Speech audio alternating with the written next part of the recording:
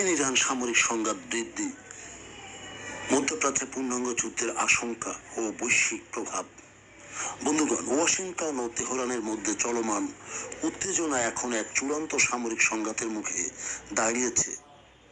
সার্বিক পরিস্থিতি পেরিয়ে যুক্তরাষ্ট্র ইরানের সামরিক স্থাপনা ও পরিকাঠামো লক্ষ্য করে ধারাবাহিকভাবে বিমান হামলা বাড়াচ্ছে। অন্যদিকে মার্কিন প্রেসিডেন্ট ডোনাল্ড ট্রাম্পের প্রশাসন এক বিস্তৃত সামরিক অভিযানের প্রস্তুতি নিচ্ছে বলে খবর পাওয়া গেছে। এর জবাবে ইরানও কড়া পাল্টা হামলার হুঁশিয়ারি দিয়ে মধ্যপ্রাচ্যে যুক্তরাষ্ট্রের ঘাঁটি ও মিত্র দেশগুলোতে হামলা জোরদার করেছে। পেন্টাগন মধ্যপ্রাচ্যে তাদের কৌশলগত শক্তি অভূতপূর্ব মাত্রায় বৃদ্ধি করেছে। ওয়াশিংটনের সম্ভাব্য পরবর্তী পদক্ষেপ সম্পর্কে বেশ কিছু গুরুত্বপূর্ণ সামরিক তথ্য সামনে এসেছে। যেমন মার্কিন বিমান বাহিনী ও এলিট স্পেশাল অপারেশন ফোর্সেস এর বিশেষ ইউনিটগুলোকে মধ্যপ্রাচ্যের আঞ্চলিক ঘাঁটিগুলোতে অবস্থান নিতে দেখা গেছে। যুক্তরাজ্য ও যুক্তরাষ্ট্র ভিত্তিক ঘাঁটি থেকে উড্ডয়ন করে সুপারসনিক B-1 বোমারু বিমান ইরানের ইসলামিক রেভলিউশনারি গার্ড কর্পসের কমান্ড সেন্টার, ড্রোন ও ক্ষেপণাস্ত্র গুদামগুলোতে হামলা চালিয়েছে। সেন্টকমের ধারাবাহিক হামলা, কারণ মার্কিন সেন্ট্রাল কমান্ড টানা একাধিক রাতে ইরানের উপকূলীয় নজরদারি কেন্দ্র, বিমান প্রতিরক্ষা ব্যবস্থা এবং বন্দর এলাকাগুলোতে ক্ষেপণাস্ত্র নিক্ষেপ করছে।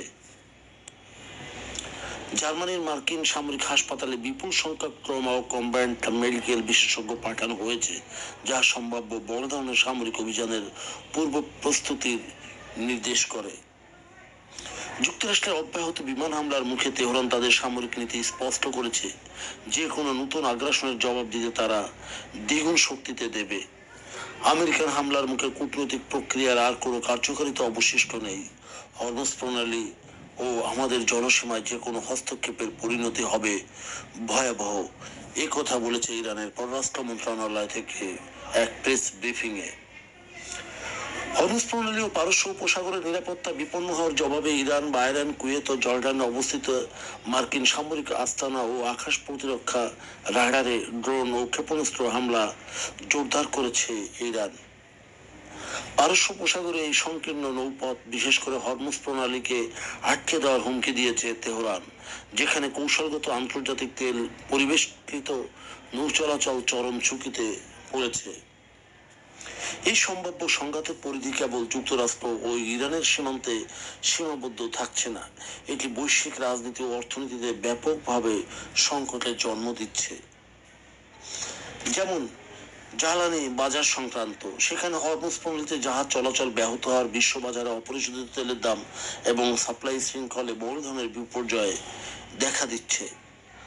আঞ্চলিক স্থায়িত্ব, উপসাগরীয় আরব দেশগুলো যেমন কুয়েত, বাহরাইন, কাতার সংঘাতের সরাসরি লক্ষ্যবস্তুতে পরিণত হওয়ায় পুরো মধ্যপ্রাচ্যে একটি বহুপাক্ষিক যুদ্ধের মুখে পড়েছে।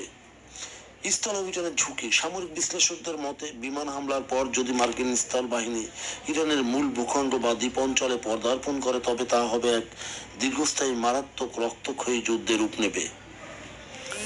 সবিশেষ বিশ্লেষকদের যে মতামত, সেটি হলো মার্কিন প্রশাসনের শক্তি প্রদর্শন ও ইরানের নমনীয় না হওয়ার অবস্থান প্রমাণ করে যে এই সংকট কেবল একটি সীমিত বিমান হামলায় শেষ হচ্ছে না।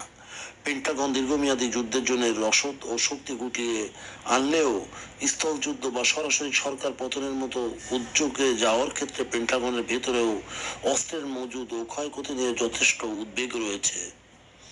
কূটনৈতিক আলোচনার রাস্তা প্রায় বন্ধ হওয়ার উপক্রম, যা বর্তমান সামরিক চালচালনা বৈশ্বিক নিরাপত্তার জন্য এক বড় আশঙ্কার কারণ হয়ে দাঁড়িয়েছে।